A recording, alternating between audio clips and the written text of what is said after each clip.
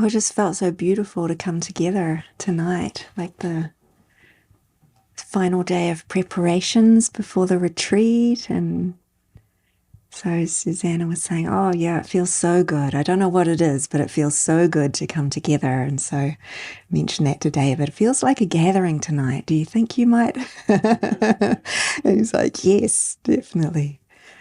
So, yeah, it feels beautiful. I've just been hearing about I can just share this morning on the way to go out to the bank. I stopped by Yiska for 2 minutes and gave her a hug, and she's like, oh my God, and just started to cry. It feels so beautiful. What a beautiful team we have. Everyone's hearts are just so in it, and it's been such a full week for everyone. But so there's a lot of healing coming up, but it's so beautiful. Everyone's just in this full yes and giving everything to it, and so connected.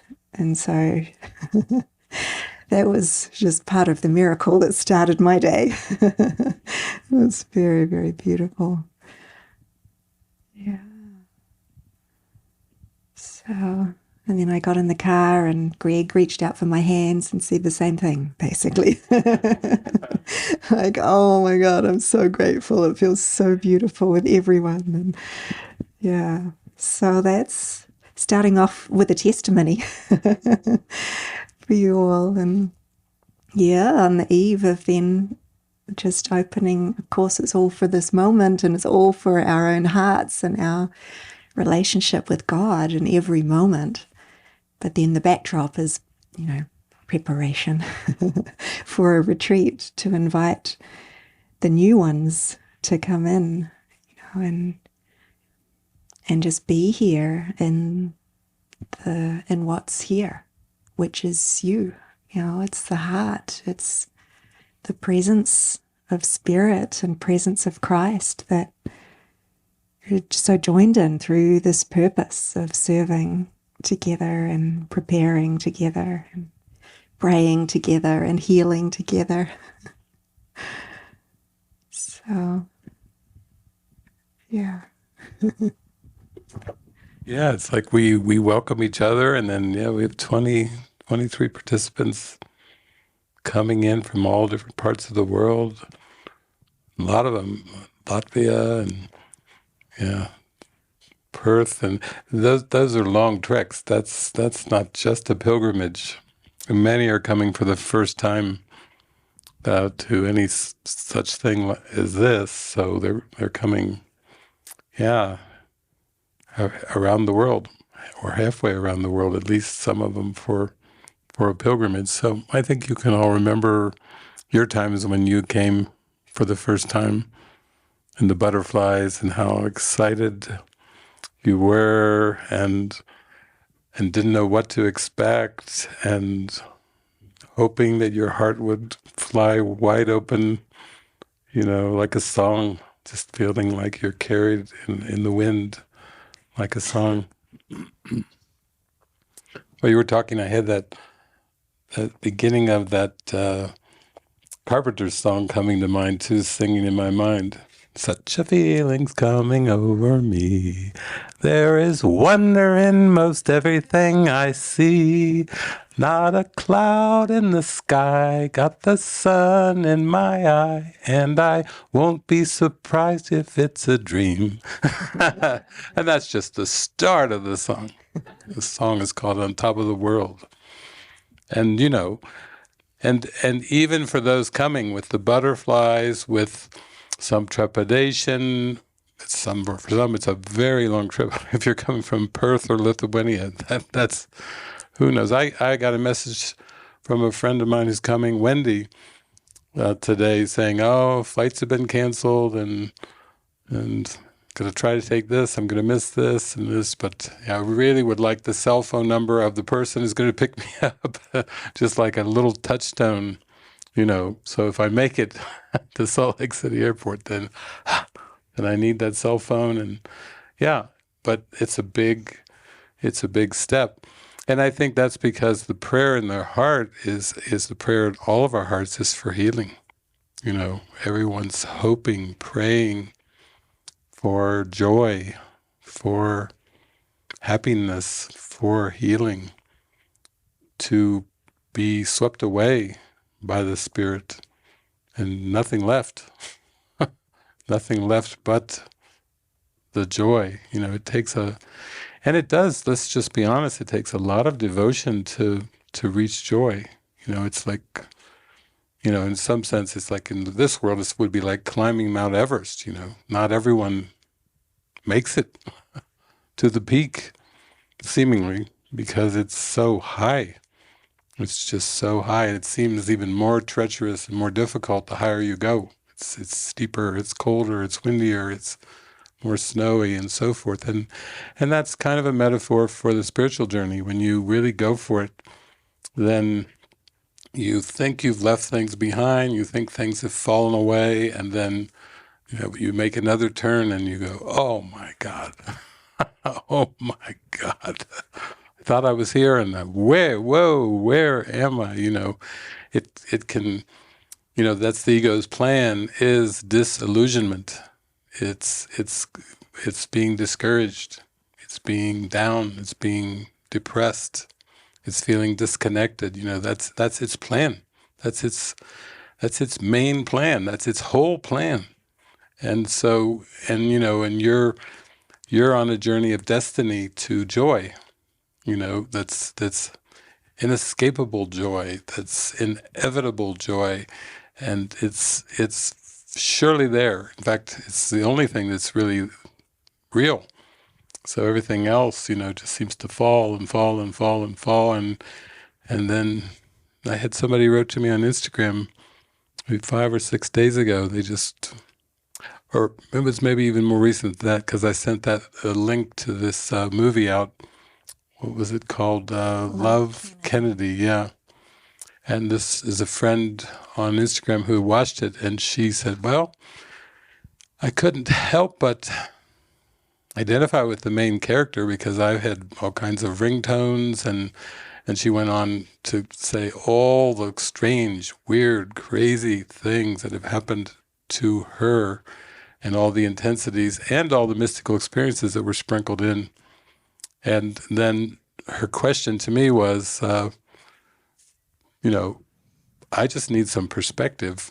And then she ended it with, am I dying? And yet I said, well, this is when we seem to let go of everything, we go through these experiences. For some, it's more extreme, and often it's very strange. There's no precedent for it. There's things happen and you go, what the hell? It's like you have no context whatsoever for many of the things that will happen. And then I told her, I said, oh yeah, I've gone through a lot of these things in my own way myself. And yet when I would pray to Jesus and say, what is the point here, or what is the lesson? It was always judge not. It was like, and this too, don't judge this either. Don't judge this as extreme. Don't judge this as weird. Don't judge it as difficult. The goal is always the same, judge not. And he tells us in the Manual for Teachers, it's not really that you shouldn't judge, it's that you cannot judge. You're trying to do something that you weren't created with. You're trying to do something that's impossible.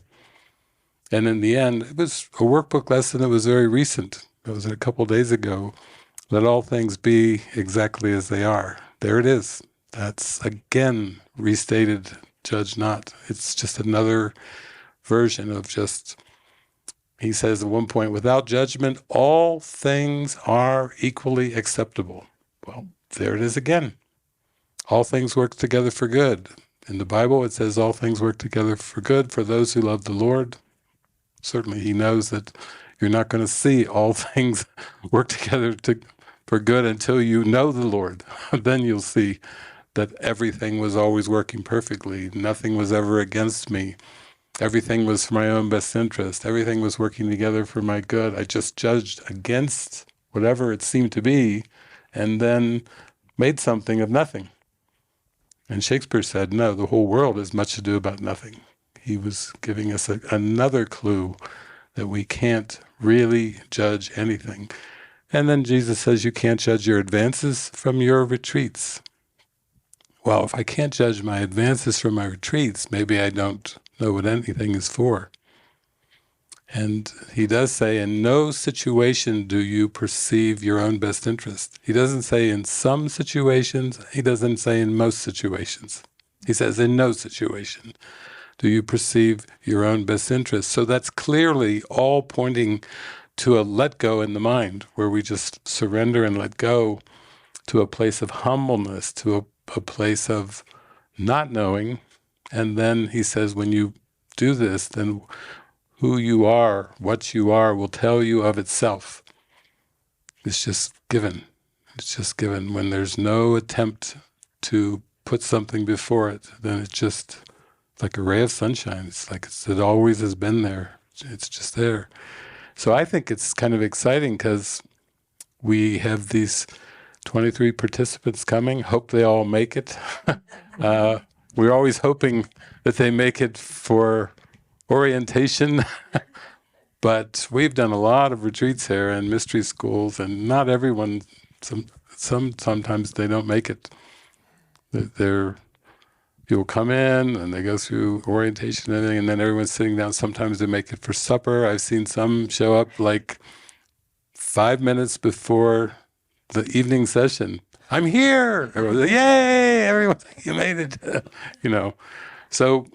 So it is kind of a welcoming spirit, just welcoming, because that's what we all want in our heart. We want to feel welcomed. We want to feel welcomed home.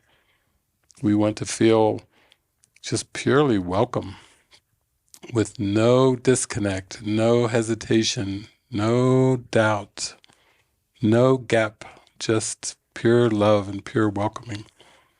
And of all the parables Jesus told, I think the one that he told the most was probably the prodigal son parable.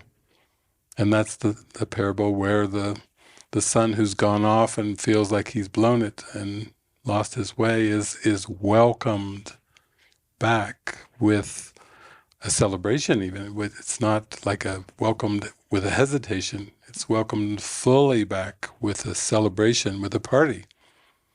And that's how you really can get that feeling that you really never left. If there's a full welcome, then who's to say you really left? Why dwell on nothingness? Just dive into the celebration, come into the joy of the celebration. So yeah, it feels beautiful that we're here, and that's the feeling. Everyone's very loving, welcoming, and tomorrow they start coming. So, and it's always a wacky world, but these are wacky times. Just for example, most probably this weekend, when we're just kicking off our retreat, the United States government will shut down. And if the government shuts down, then the federal employees don't get paid, and then people go, well, is that military? Yeah, there's a lot of 1.9 or more million people won't get paychecks. But who else won't get paid? Who else won't get paid? Air traffic controllers won't get paid. Oh, well, it's one thing to come all the way from Lithuania or from Perth to fly into a country who doesn't pay their bills, and the air traffic controllers don't get paid, and some of them may keep doing their job, but chances are a lot of them are like feeling right here, with the screenwriters and the actors and actresses. There's United Auto Workers are on strike, and if you don't get paid, you still can show up for work, but you may not. And if significant air traffic controllers don't show up for work, well, I don't care if you have the best computer system in the world. If there's no air traffic controllers, humans up there giving the runway, you can land and you can take off. It's going to disrupt air travel. It's going to be expensive. And yeah, they're just arguing so much right now that there's a very high probability that they won't agree by Saturday. What is this, Thursday night?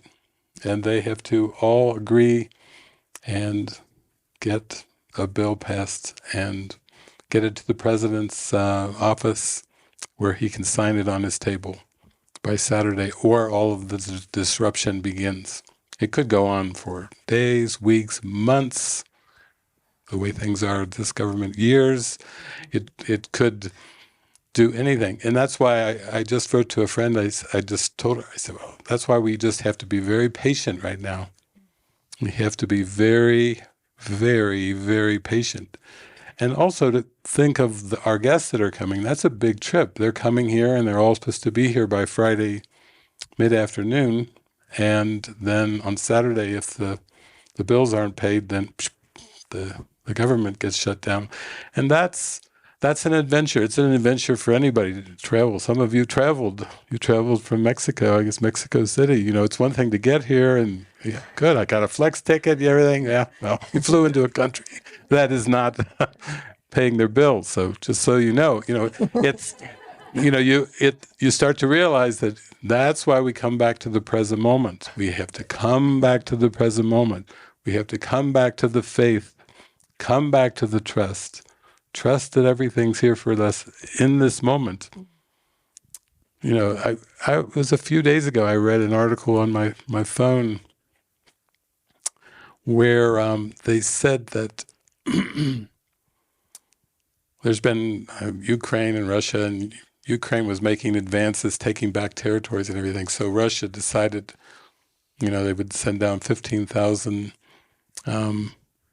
extra troops. But I believe the way it went was there are people that are kind of a little bit resistant to their own side, so to speak, with Russia. So there were a bunch of these people who were supposed to be paid and they didn't get their paychecks, much like the air traffic controllers. They didn't get their paychecks and they said, okay, so some people from Ukraine said, we'll pay you.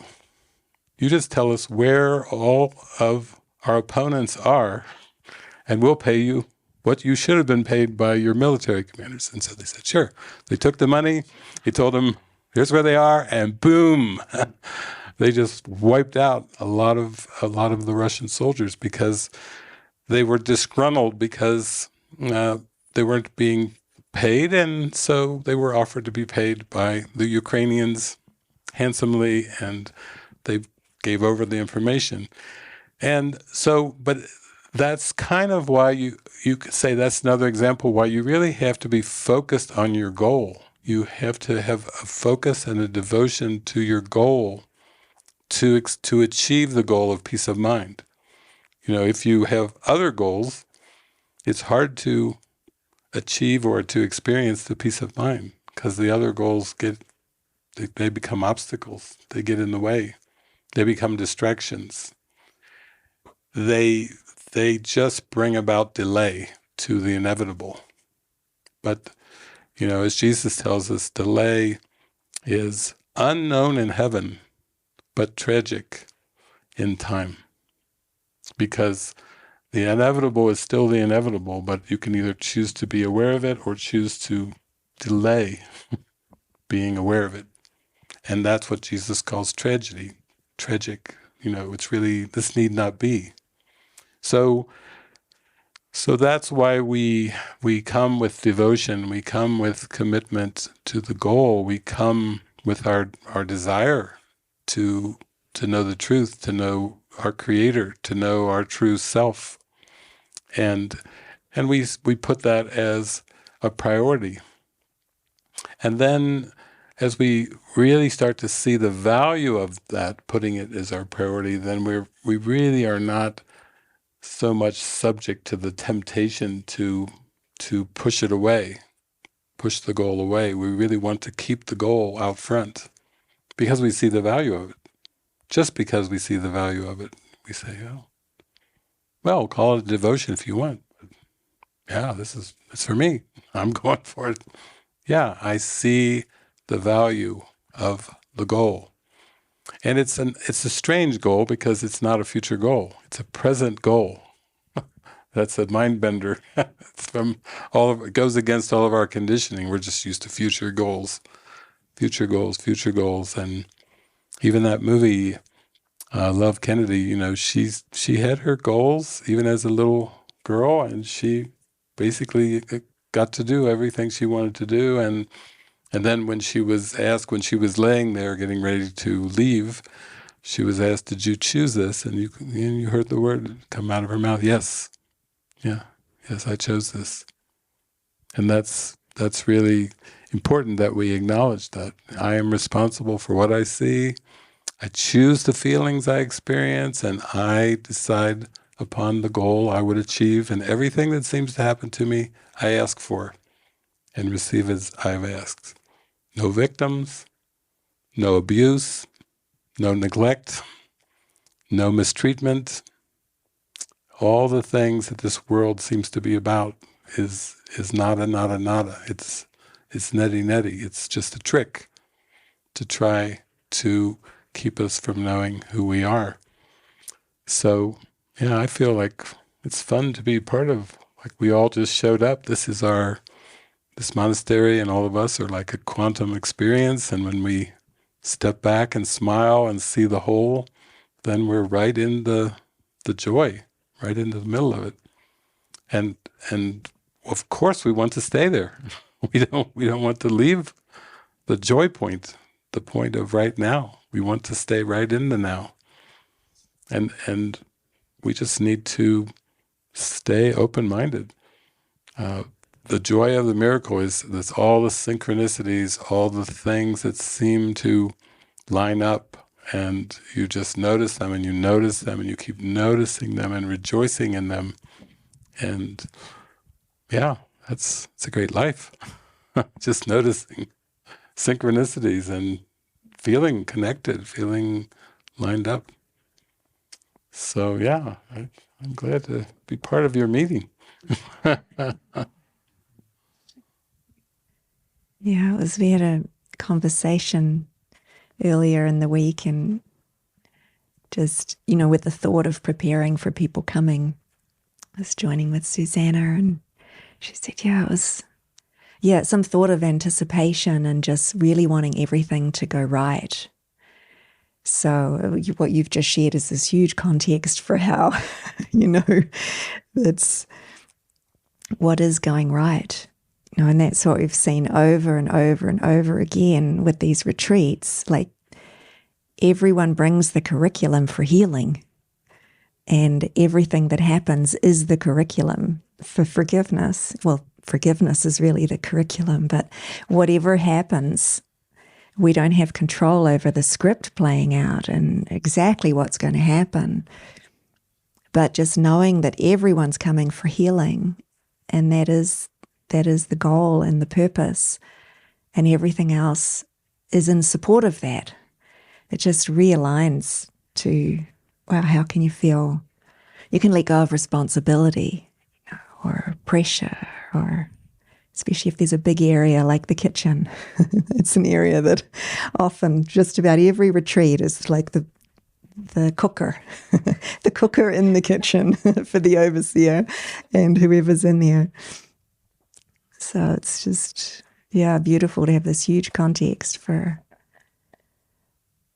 really staying with the priority, and trusting that you can't judge. You can't judge what's going right from going wrong.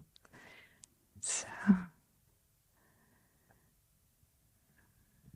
Yeah, we were going to had a schedule and talked about having a Saturday night movie and then another Saturday night movie, 2 Saturdays in the retreat. And then I noticed today that I guess Andy, Pete, there was some testing of my computer to kind of broadcast the movie and show the movie here and to our Tribe of Christ. And I thought, wow, my Tribo de Cristo, But then there were Spanish, and what about subtitles and translations and everything? And so I said, well, I'll just do a spontaneous call. So I just put everybody in a Facebook Messenger group, called them all up, and one by one they doop, doop, doop, doop, appeared. And they were curious. They said, do you know what the movie is? I said, no, I don't. I have no idea what the movie is. And I gave the context. I said, we have people coming from all over the world. They aren't even here yet. They won't be here till Friday. And then they'll just settle in and maybe have an orientation and a welcoming session. And then the next morning, there'll probably be maybe expression session. But we don't know what the movie will be because we don't know what they're going to express. We don't know what issues they'll express. We don't know what it is that will be called for. So it's not pre-planned. I said after that maybe Kirsten and I will meet and just talk and pray and see. I said maybe at the earliest in the early afternoon we might have something start to come in.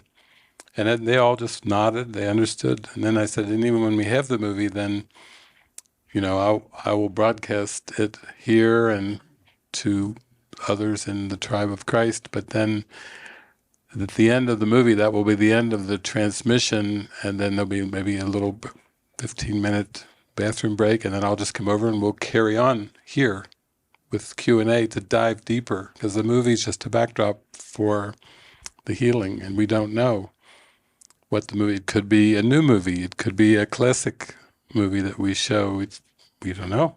It'll have to be just given. But that's really a good kind of example for the whole retreat. It's just given, moment by moment. And it's different than having something where you have to try to aim for certain kind of outcomes or expectations. We're not aiming for outcomes and expectations in form. We're just here welcoming the spirit and welcoming the presence, welcoming coming and staying in the present moment and staying in the flow of that. So that's a lot of fun. We do have a kind of a structure for the 12 days. We have a structure for it, but we have done retreats in the past. I think the first one we did was Mystery Bay, where we had a whiteboard. We just whiteboarded the whole retreat. People would say, what's coming next? Just watch the whiteboard. Once something comes on the whiteboard, you'll know. Do you have a hint? No. Just watch the whiteboard. Just don't obsess about it. Do go about your day and happen to go by the whiteboard. If you see something, then you know something's happening. But yeah, that was too the goal of doing improv. We're doing a lot of improv now, is to just get yourself into that improv mode where you start to see everything as improv. That you're constantly in improv and you don't really have to stick and cling to the plans so strongly. In fact, I think it's in Workbook Lesson 135 where Jesus is telling us how glorious this state of mind is that we exist in, and he says, and you can stay in it as long as you don't activate the past, organize the present, or plan the future. Just three things. Just don't do any of these three things, and you're home. Don't activate the past in the least bit. Don't organize the present in the least bit, and don't plan the future. Healed mind is relieved of the belief that it must plan. So you can see how different that is from the conditioning that we've been raised with. And you can see why it takes a lot of trust and faith to just yield into that state of mind, because it goes against the conditioning. The conditioning was meant to keep us from knowing who we are, and this is answering the call to know who we are, to really know it as an experience. So that's kind of fun too. I always like when I get that reminder. I was also at that monastery, I think I was giving a talk, I don't know what room I was in, here or the main house or something, but I uttered those words, clueless, carefree, and cared for. And I remember Lila, She was the first one in our community to pass away, but her eyes got real big when I said those three words. She was like, yeah, that's it. Clueless, carefree, and cared for. And she always reminded, over the years, I'd see her and she'd go, clueless, carefree, cared for. And I'd say, that's right. She just, before she came here, she was a businesswoman. She was in the corporate world. And then she floated down, down, down, down, down from the corporate world into clueless, carefree, and cared for. And before she passed, her eyes were glowing, and I remember her face. We had some online retreats. She was just like a little girl. Just her face was so lit up. I think there was one online retreat I remember where Jason was saying something to her like, remember some memory from the campground, and she was gone. She didn't even blink. She didn't even answer Jason. She was gone from the past. She was just so far gone. And that's the goal. My grandmother also was diagnosed with dementia, but she was very happy. She was happy in her 60s and her 70s. She was happy in her 80s, and she was really happy in her 90s when the I call it spiritual dementia was really, she was forgetting the world. She couldn't remember who she had breakfast with. She was happy, but she couldn't remember what happened in the morning or a few hours ago. And she was very cared for, too, very loved and cared for. And I would remind her of that, too. And she'd say, oh, Dave, I don't know. My memory's going. I said, what are you talking about? You remember all these hymns from the Bible. I can't even remember the 23rd Psalm. It's the Psalm of David, and I can't even remember it, but she would go verbatim from the first line all the way through to the last. And she couldn't remember who she had breakfast with. So I would say, oh, you remember what you need to remember. And you're letting go of what you don't need to remember. And there's nothing wrong with that, I would tell her. No, you're great. You're great. And she lived to be 99 and outlived all the doctors that told her she ate too much candy and she had a sweet tooth and, just went sailing on towards heaven, That's the goal, that's the mission. Not to accomplish something in this world. Definitely not to accomplish anything. Yeah. Beautiful. Should we just open it up and see if anyone has if anyone has something bubbling on their heart to share or their prayer?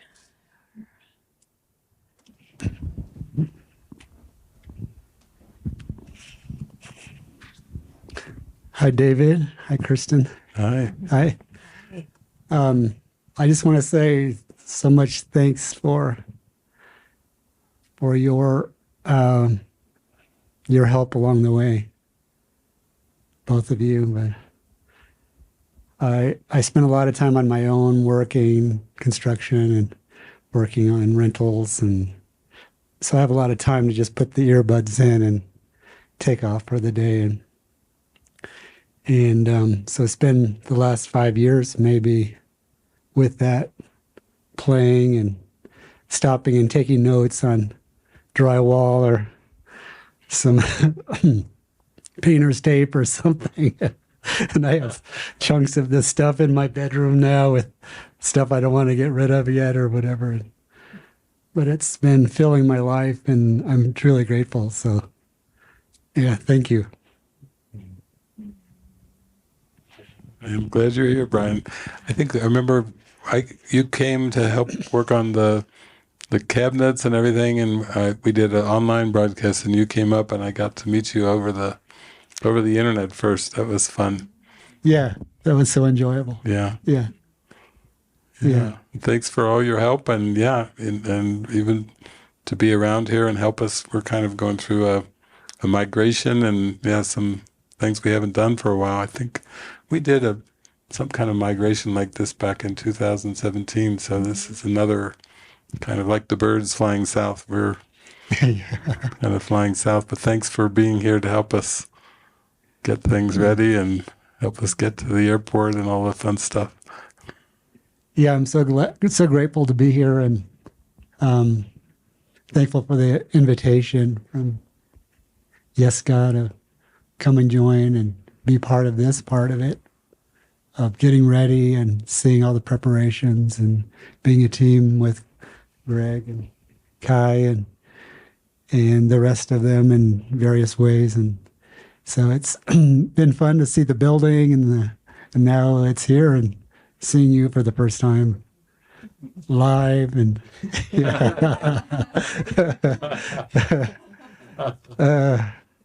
truly a joy. Thank you. Yeah. Hello, David and Kristen. I'm so happy and grateful to be here.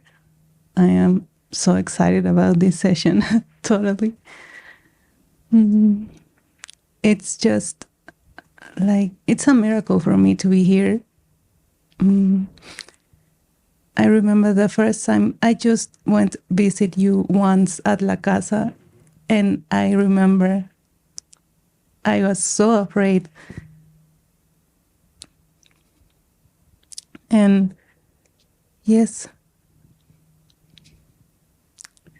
like all of the judgment and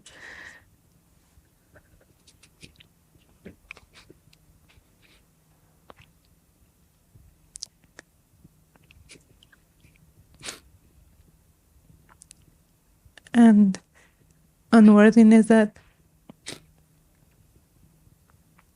I felt that time.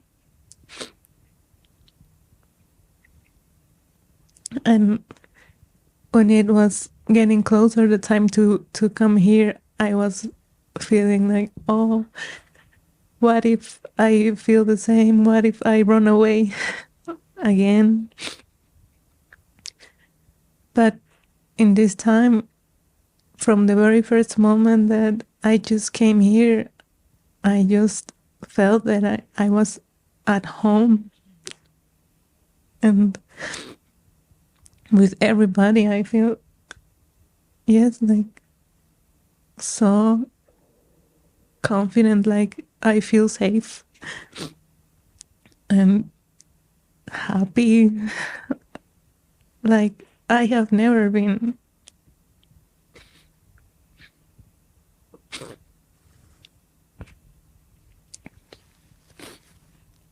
And even though with all of the healing that has been just happening, I just feel so safe in here, like, and yes, I'm just so grateful with all of you, with Jesus, of course, that yes, like he brought me where my heart wants to be, and I'm just so grateful and happy to see what is coming on the retreat. So thank you all, thank you.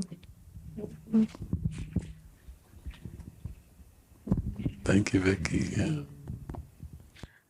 It's beautiful. So beautiful. Yeah, it's great. It's just great to be so open. You can feel relaxed and open. Then, yeah, it's a wonderful experience in that way. Yeah, that's good.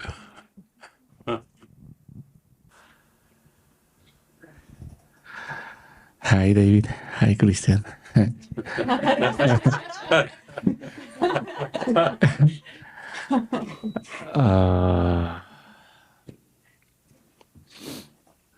Siento tanta gratitud. I feel so much gratitude.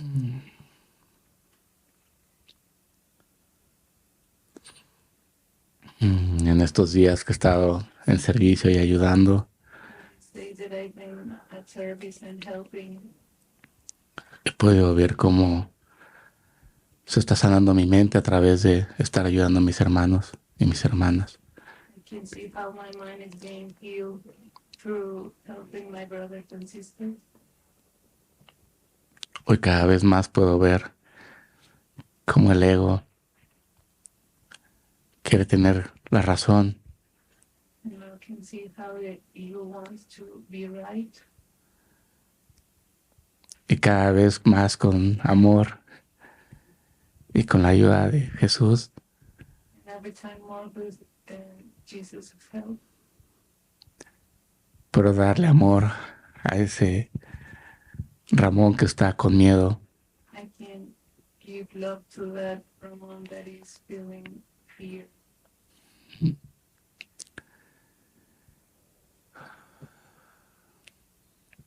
hace 3 años que estaba en la Casa de Milagros, bueno, 2 años y medio. 3 years ago that I was at la Casa de Milagros.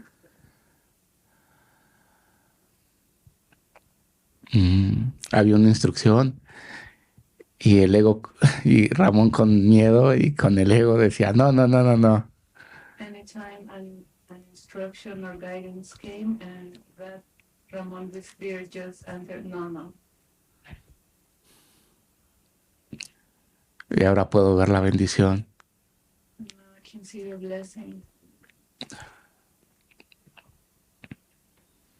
de abrazar al ego to embrace the ego y decirle, tú no sabes, and tell him you don't know anything. solo estás aquí para dar amor. You're here only to give love.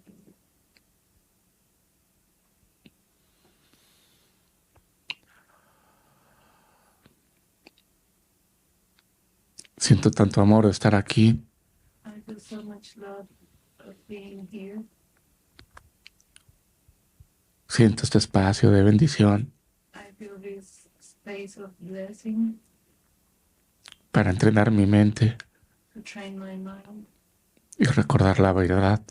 and remember the truth.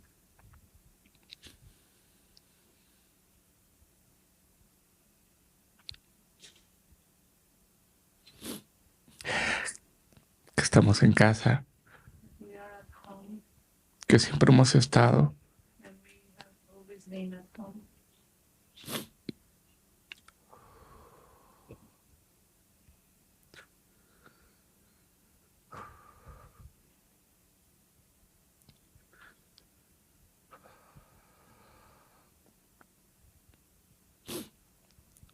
Gracias, Jesús. Thank you, Jesus. Gracias, David. Thank you, David. Gracias, Cristian. Thank you, Kristen.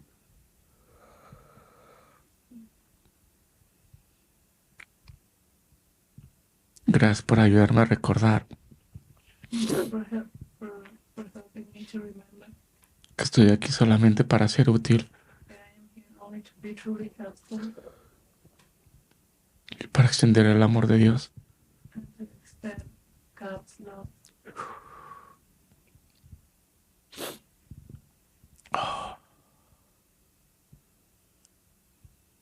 Perdón porque me confundí del pasado. Sorry because I got confused in the past.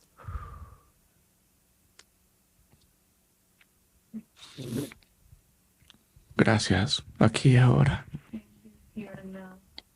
en amor eterno. Type of love.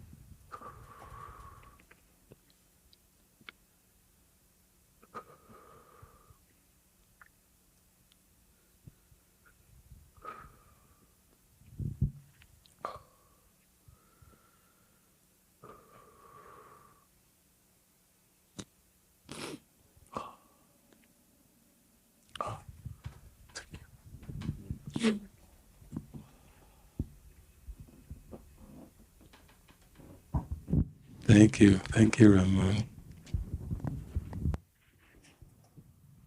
Thank you. So beautiful. It's like everyone can feel like the prodigal son. Todos nos podemos sentir como el hijo pródigo. We have all played out the running away, Todos hemos tratado de salir corriendo. and we're all forgiven. We're all so deeply, deeply loved and welcome. Todos somos Some of us have run away many times.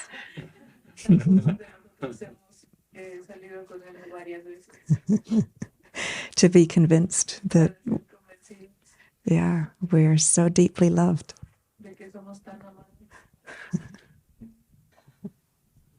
How's our sweet sister Ophelia?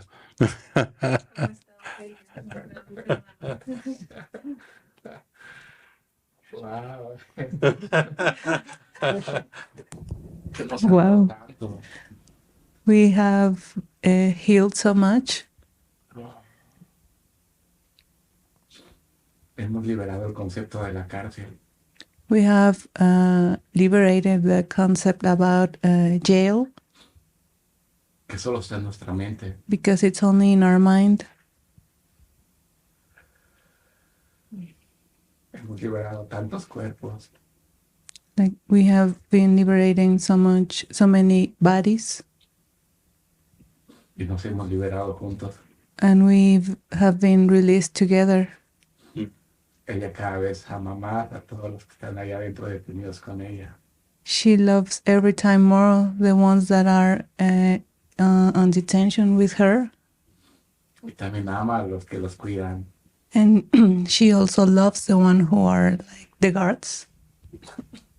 Dice, siento tanto amor por la que nos cuida, She said, like, I feel so much love about the guard that is like just observing us.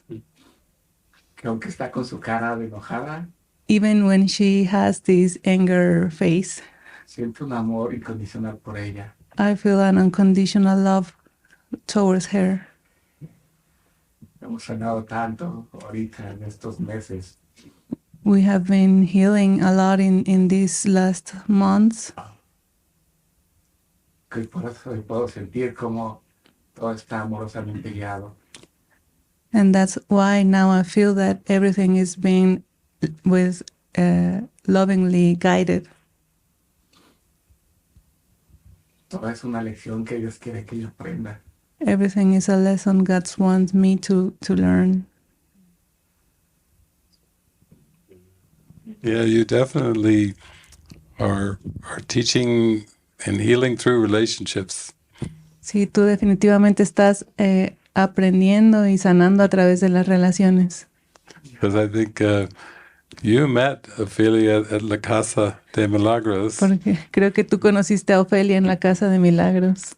and then her sister Omicia met JJ from Spain there, Y luego la hermana de Ofelia conoció a JJ de España.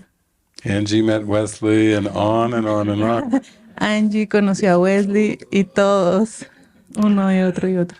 And so even though back then we had a program called Co-Living, Y en ese entonces teníamos un programa llamado Co-Living. the nickname for La Casa became Co-Loving. Y luego el apodo para la casa se convirtió Co-Loving.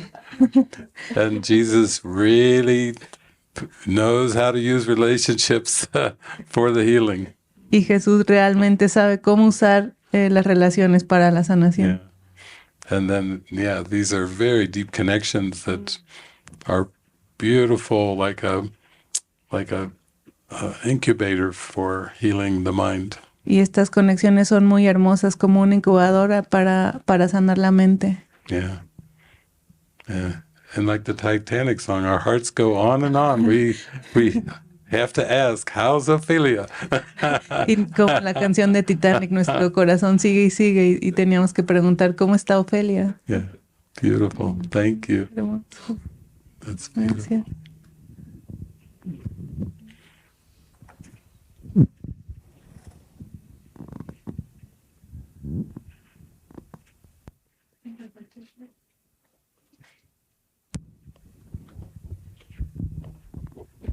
I really don't know what I'm going to say right now, but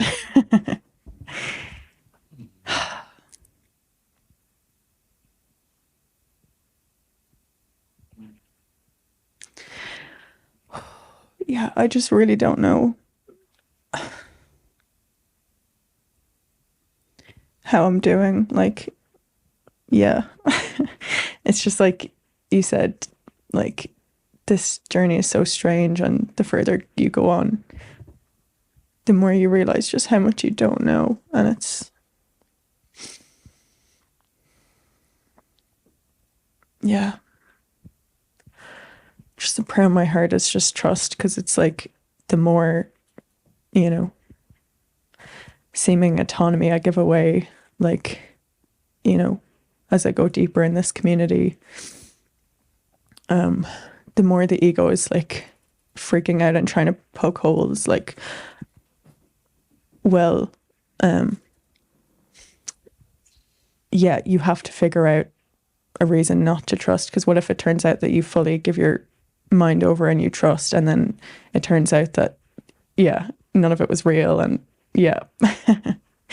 So it's just like, I don't know, it's just been such a flip between like really feeling with spirit and so connected, and yeah, obviously this is all real and it's so beautiful and I'm so grateful to be here and that this is, you know, my life right now. And then it flips to the ego, and it's just like, it gets so, it's like I turn blind, like I just can't see anymore, like,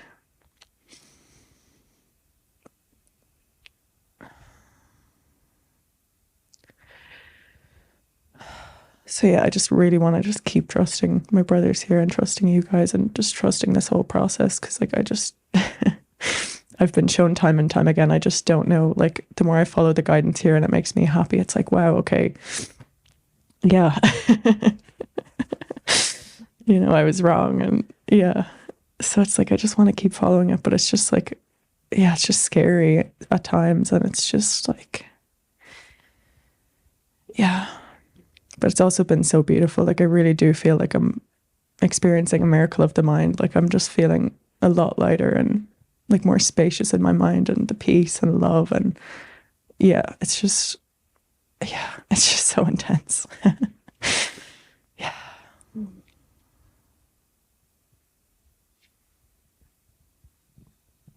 Yeah, I think everyone can relate to that too, because everyone's felt that and the intensity of it. And yeah, I mean, I can see with everything I grew up with and was raised with, and not only raised with it and valued it, but was pointing my whole future towards autonomy. Mm.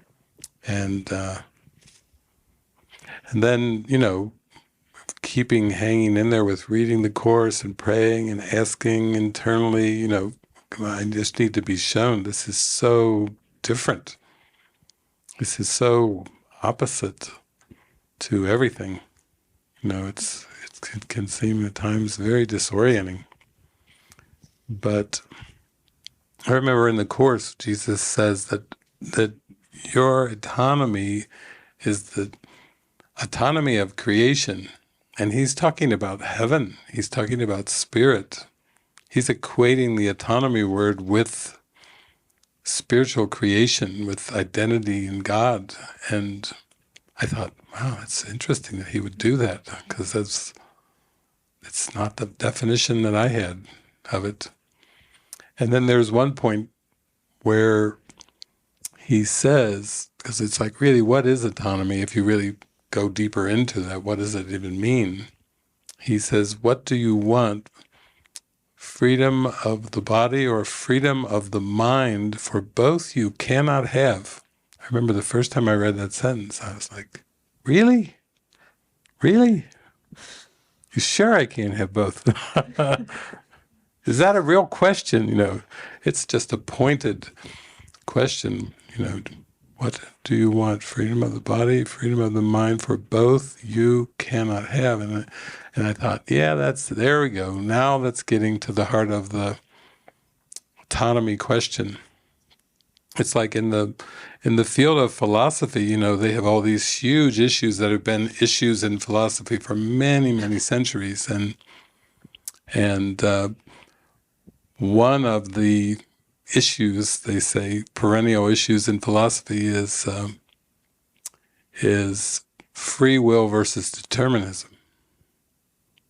That's like a major issue in philosophy that just goes on and on through textbook and philosopher. And And again, that's another one that's going right at the autonomy thing, because free will is associated with autonomy, and determinism is associated with slavery. And the value for the freedom, the free will, is important. And or even when we put it to choice, I hear so many people. I've heard people for many, many years that say, "Well, God did give us free will," and yeah, God gave us free will in creation, in heaven. That's where our free will is. But Jesus is saying, while you believe in time, the will is not free. The will is enslaved in ideas and beliefs that God doesn't create and doesn't even know about. So it is like a flip, because I do remember somebody posted on Facebook a few days ago. They posted that part where Jesus said, basically that the apostles didn't understand and misinterpreted his teachings. He says, because of their upside down thinking and guilt. So, wow, those are the apostles? The apostles of Jesus had upside down thinking and guilt? Okay. That's just, again, another way of saying that, yeah, everything that we've taught ourselves and learned and believed in is not true. It's upside down. And yet, when you pray for healing and you see this upside down thought system start to get turned, it's intense. The most intense part is the turn. It's like, no problem when it's when it's right side up, but if it's upside down and your whole world is going like this, and you're even at this point, it's dicey. It's very intense.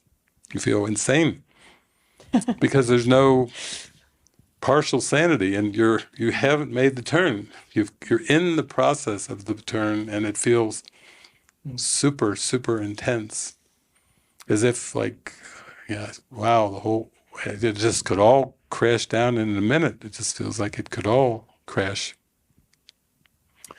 And yeah, I've had some communications the last couple of days with Luana who was here, and she just contacted me, and then she was just talking to me, and she said she had a dream, and in the dream, she said there was a voice in the dream, and the voice told her in the dream, "Tell David you're back."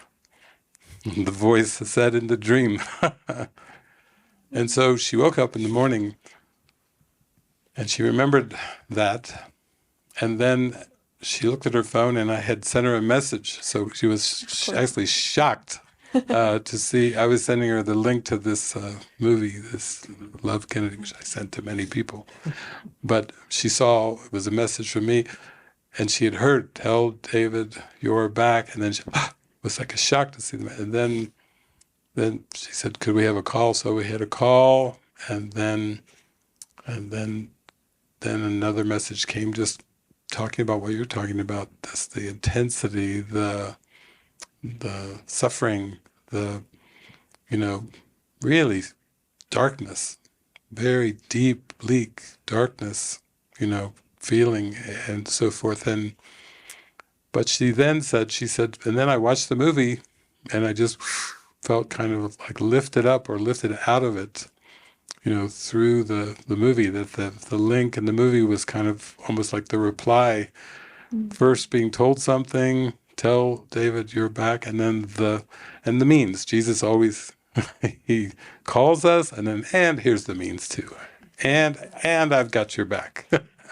And I'm got here with whatever you need. I've got it as a practical answer to a very deep question, And sometimes the question is, can I go on? And then, then we had another communication, and she said,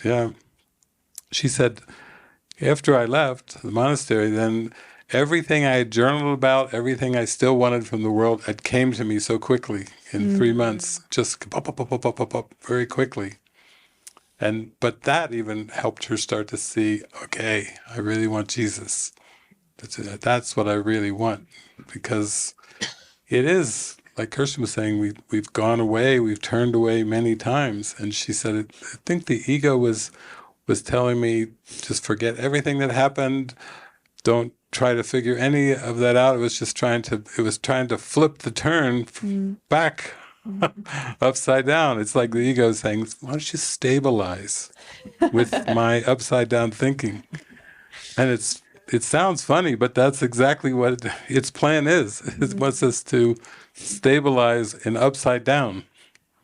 And it doesn't want us to turn to right side up, because that would be joy.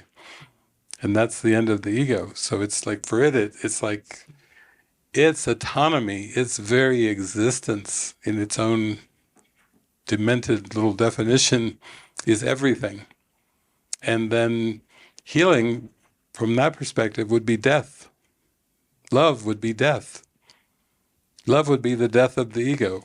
It didn't really live, but in its terms, it would be oblivion. Love would be oblivion. So, that's the kind of thing. We're dealing with that fundamental of an issue. And then I have other friends down in Brazil. Some weeks ago, Paulina and her husband Gabriel, they've talk about following the guidance. He's let go of everything, sold his business, let go of everything. They got married, and now they're starting a spiritual community. Yeah, if you really want to have a lively life, start a spiritual community. Oh my, they're just like, what did we do? What possibly could ever have led us to that? But I would have some calls with them, but at one point they got the guidance to both go to a desert. So they both took off on a trip to a desert. And then when they were at the desert, they were seeing all these signs and symbols all around them. Paulina said, yeah, it was demons, to use her word. That's what the symbols were. And interestingly enough, her husband Gabriel everything was just so heavenly that he just kept getting more enraptured at this desert experience, and more enraptured and more enraptured, and more willing and more open. And as Paulina was just freaking out, more and more, just freaking out, like it's the end of the world, freaking out kind of thing. He was like, oh, he was like, Jesus, Jesus, Jesus. And she's seen demons. It's angels. It's angels. And they're both, so she's like, and he's in the rapture. And then he's like, okay, Jesus, take me down in my mind. Take me down to the deepest place. Take me down to what I've always been avoiding. Take me down to the bottom of my mind. So Jesus took him down, down, down, down. I called him, so I was talking to both of them. They were just sitting on a bed, and he said, he took me down, down, down, all the way to the bottom of my mind, and there was a box. And he said, okay, I'm ready. What is the box? He asked Jesus, and she said, the box is the authority problem. There's the autonomy right there. Did you create me, God, or did I create myself? There's the question. To be or not to be? Shakespeare called it. That is the question. Am I your creation, or did I create myself? That's the autonomy. That's the authority problem. Jesus said, there it is. It's the box. But then Jesus was saying, come, let's go in the box. Like, there's only innocence inside there. Only innocence. So, yeah, you could see when Gabriel was describing all this, yeah, I went for the box. He took me to the box. And Paulina was like, because it's really, what perspective do you look upon that box with? Is it a box of death and destruction, or is it a box of innocence and gentleness and joy and light and love? Really that's really what it all comes down to. But it does take trust. There's nothing in the world that you can use as like props for going down into your mind to that. And then there's a part in the Course, it's called the last unanswered question, where Jesus says, here's 3 questions, and the difference between those 3 and the 4th question, the last unanswered question, is the first 3 you can change your mind. But with the last unanswered question, you can't change your mind with it. You have to make a definitive yes. And the last unanswered question is, do I want to see what I denied because it is the truth? That's the last unanswered question.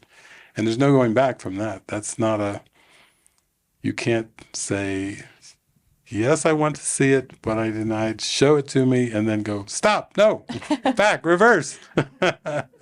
It's not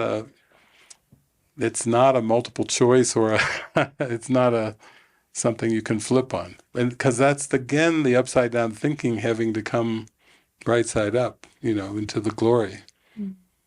And so, yeah, it just seems like that's what these encounters, these situations that come up, on a daily basis are really, on the surface they seem different, but really it's really the same thing underneath. And it's really a call to trust and faith.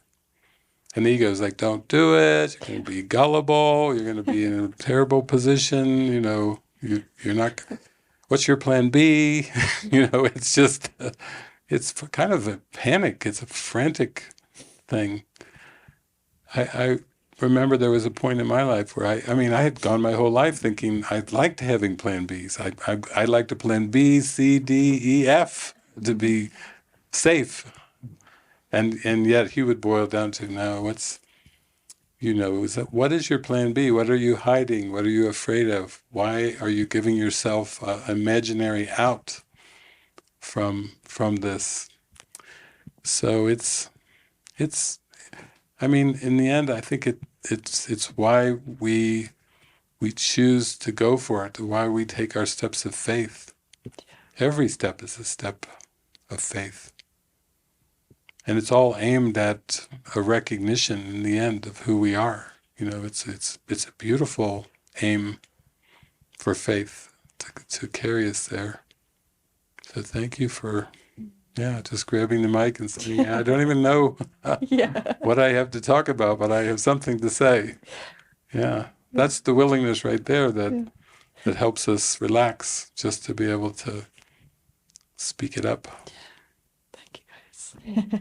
Yeah, it's funny because when I'd be having these like ego attacks, the ego would be like, you have to get out of here, and then I would say, okay, where do I go? And it was just silence. Like it was like the ego couldn't even give me a solution of a better place to go.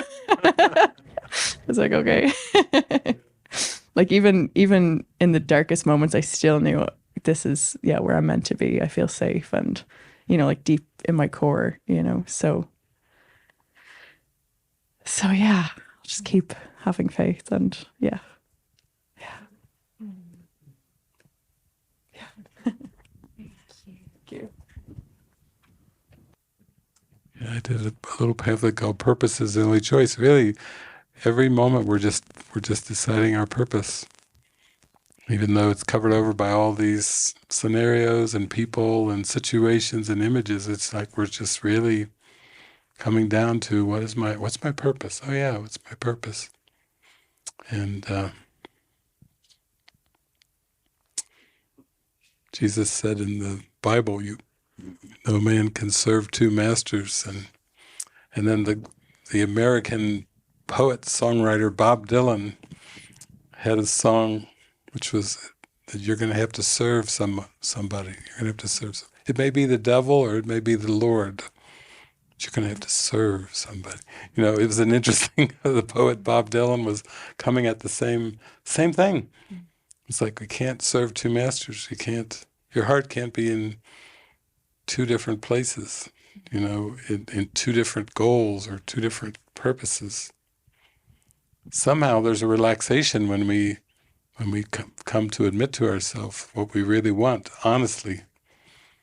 And then we have the faith to believe we can experience it, and the faith to be lifted up, and the faith to be taken, shown the truth. Yeah. Thank you for being courageous during that. Yeah. Beautiful. I'm sure there'll be opportunities during the retreat to extend as well, because those coming as well, it's like it's a development of trust for everyone. And Jesus says it'll come and go and come again and go again. So it's definitely a development of trust, and it's so to just keep expecting miracles. Like that's what I love. I think about this place. One of the things I love about the monastery so much is it's like a little village, and we run into each other at the most perfect time. Like we've had 3 encounters over the washing machine and the laundry. And it's so beautiful. I'm like, Yvonne, I had the thought, I want to connect about whose laundry it is, if I could put an extra load in, and it has to be simple. Yvonne walks down the basement steps and turns and looks at me through the window. It's just like, Luana, she's like, hey. And I come and ask the question and a hug, and she's like, oh, I really needed that. It's not about the laundry. It's just about the call and the moment. So, that's what feels so beautiful about being here. Just keep expecting miracles and expecting, the love to show up, to keep showing up. Whether we're answering the call or we're receiving the help, it's just right there. So we're ready for our guest to appear. Yeah, we are. Very beautiful.